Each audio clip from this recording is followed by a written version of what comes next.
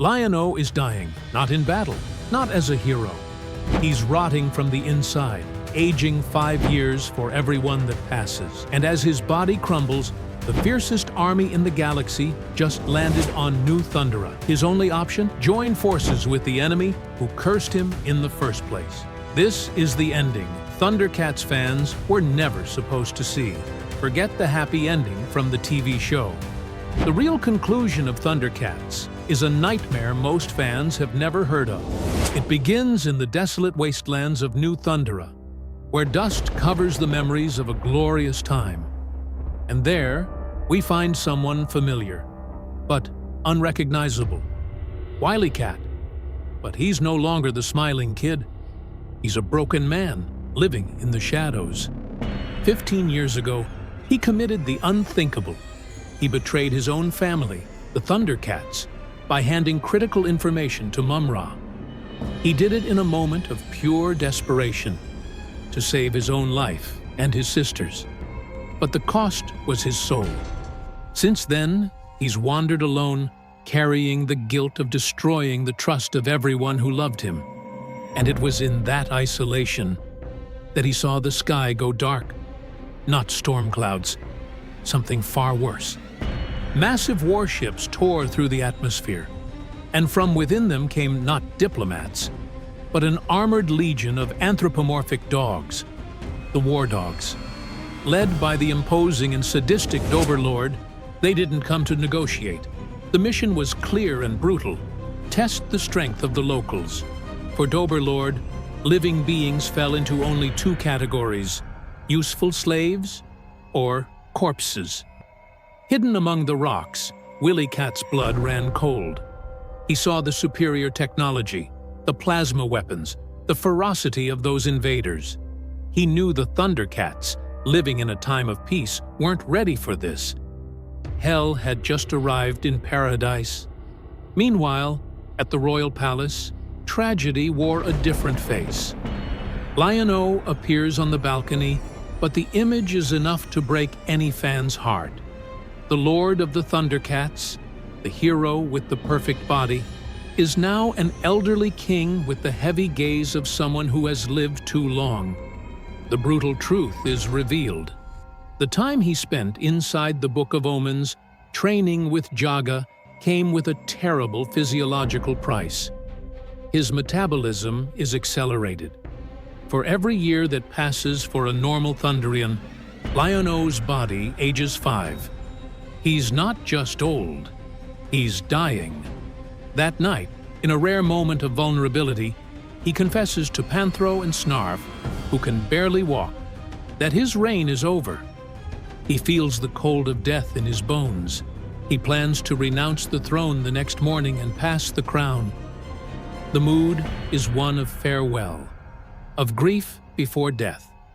But fate, cruel as always, doesn't wait for ceremonies. Deafening explosions shake the horizon. What Panthro innocently thought was a shooting star, a good omen, was in fact the first missile of the invasion. WilyKat, desperate to redeem himself, tries to storm the palace to warn them about the attack. But years of exile have changed his appearance. When he tries to enter, he's violently intercepted. They don't see a friend. They see a filthy intruder. The confrontation is quick, but painful. When they finally recognize him, there are no warm embraces, only hurt. Tigra says, with a broken voice, that if he had come back sooner, he would have been forgiven. They missed him, but now, with bombs falling, it's too late to settle old debts. Outside, the war is completely one-sided. The Wardogs advance without mercy. They reach a village of peaceful beings, the Burbles, who attempt to surrender. But Overlord laughs at their surrender. He orders the release of the war lizards, mindless, ravenous beasts. The scene is a slaughter. Overlord watches it all with pleasure, while his companion Lady Diablador only laments because she wanted the Burbles as little pets. That's the level of cruelty the ThunderCats are facing.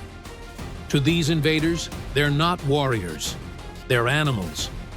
With the army decimated, defenses falling, and his people being hunted, Lion-O realizes that honor won't save anyone. He needs raw power. He needs monsters to fight monsters. The king makes the most controversial decision of his life. He goes to the Black Pyramid. He stands face to face with Mumm-Ra and proposes the unthinkable, an alliance. The ever-living, weakened by time and forgotten by the world, accepts, seeing in it a chance for sadistic amusement. He brings with him the old mutants, Slith, Monkeyan, Jackalman, and Vultureman. The tension is immediate. Vultureman, arrogant as always, refuses to obey an old, decrepit cat. That's when Lion-O shows why he is the king. Even old and frail, he challenges Vultureman to single combat and defeats him swiftly, proving that technique and warrior spirit still live in that exhausted body. The hierarchy is set. For the first time in history, ThunderCats and Mumm-Ra march under the same banner. The plan is bold and suicidal. Mumm-Ra uses his sorcery to disguise the group as prisoners and infiltrate Doberlord's mothership. The idea: cut off the enemy leadership. But trusting villains is playing with fire. At the crucial moment, inside the enemy ship, Jackalman reveals his true nature. He betrays the group, selling their location to Doberlord in exchange for promises of power. The trap snaps shut. Mumm-Ra is gunned down by dozens of soldiers, his body shattered on the cold floor. Lion-O, Panthro, and the others are chained, forced to watch the destruction of New Thundera on the ship's screens. Everything seemed lost, but they forgot two things: the stubbornness of the ThunderCats and the fact that Mumm-Ra is literally immortal.